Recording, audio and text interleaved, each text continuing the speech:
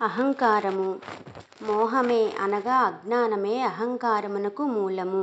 దీని ఉత్పత్తి స్థితులు వ్యర్థములు.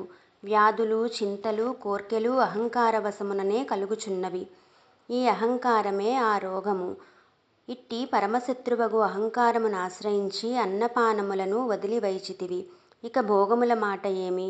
కిరాతుడు వలపన్నినట్టు ఈ సంసారమను రాత్రియందు అహంకారము కూడా జీవుని మనస్సున దీర్ఘముగాను మోహరూపముగాను వలపన్నుచున్నది.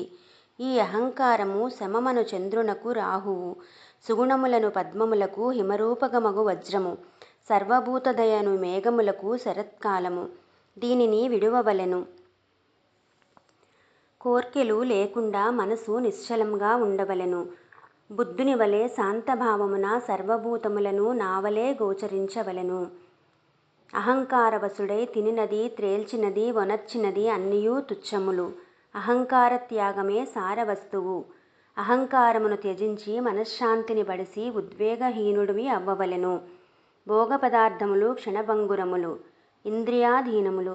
అహంకార మేఘములు తేలిపోయిన తృష్ణయను మెరుపు తీగె, ఆరిపోవు దీపము వలె ఎచ్చటికో మాయమై పోవును.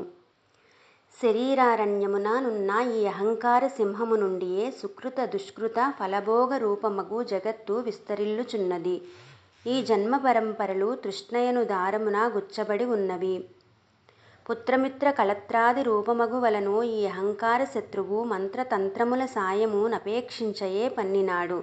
అహంకారమును మొదలంట నరికి వైచిన తక్కిన బాధలన్నయూ తమంతట తామే తొలగిపోవును. సర్వాపదలకు నిలయమైనట్టిదియు హృదయమునందలి సద్గుణములన్నింటి వలనను ఖండింపబడినదియు దుఃఖప్రదమునగు అహంకారమును ప్రయత్నముతో విసర్జించవలెను.